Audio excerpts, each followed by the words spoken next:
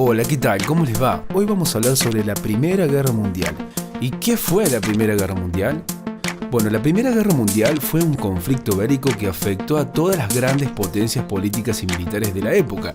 La guerra comenzó el 28 de julio de 1914 y terminó el 11 de noviembre de 1918. La Primera Guerra Mundial fue también conocida como la Gran Guerra, nombre que mantuvo hasta el estallido de la Segunda Guerra Mundial. Los historiadores calculan que se produjeron entre 9 y 10 millones de muertes y casi 30 millones de personas resultaron heridas. Pero vamos con algunos antecedentes. Bueno, el detonante del estallido de la Primera Guerra Mundial fue el asesinato del heredero al trono del Imperio Austrohúngaro. Sin embargo, eso fue solo uno de los acontecimientos que llevaron a este conflicto. También los antecedentes hay que enmarcarlos en un contexto de fricción permanente entre las grandes potencias de la época, causada por el imperialismo y su deseo de adquirir el mayor poder posible. Continuemos. Vamos con algunas causas de la guerra. Las principales causas que originaron la Primera Guerra Mundial fueron los siguientes. Uno de ellos fue el militarismo. Esta situación se dio porque los militares tenían cada vez más poder y se introducían en las políticas. También el imperialismo. Se dieron enfrentamientos entre Europa y los territorios de África y Asia. También se dio el nacionalismo, tanto de las naciones como de los grupos étnicos que se consideraban a sí mismos como naciones. También se dieron las políticas de alianzas. Varios países firmaron acuerdos para defenderse mutuamente, como por ejemplo la Triple Entente, que estaba formada por Rusia, Gran Bretaña, Irlanda y Francia, y la Triple Alianza formada por el Imperio Austrohúngaro, Alemania e Italia. Y por último volvemos a resaltar el asesinato del archiduque Francisco Fernando en Viena, la capital austrohúngara. Se acusó a Serbia de estar detrás del asesinato. Continuemos con los países que participaron de la Primera Guerra Mundial. Bueno, los países europeos comenzaron a hacer alianzas políticas y militares desde finales del siglo XIX.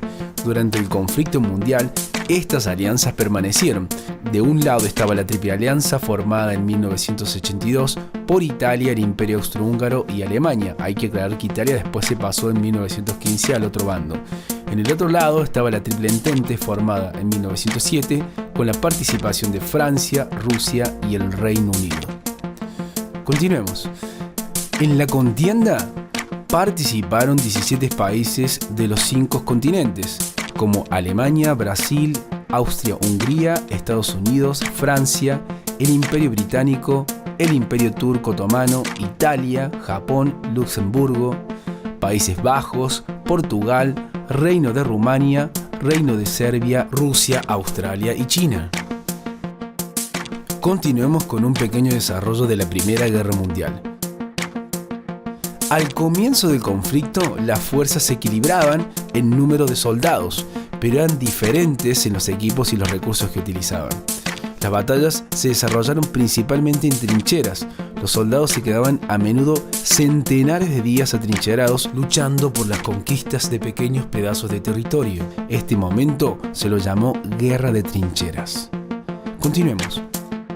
En 1917, los Estados Unidos, que se había mantenido fuera de la guerra, aunque ayudaba con capital y venta de armas a los países de la Entente, principalmente Inglaterra, entra en conflicto.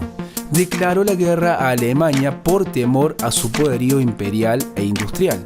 Ese mismo año Rusia salió del conflicto debido a la Revolución Rusa de 1917, que derrocó al zar e implementó el régimen socialista.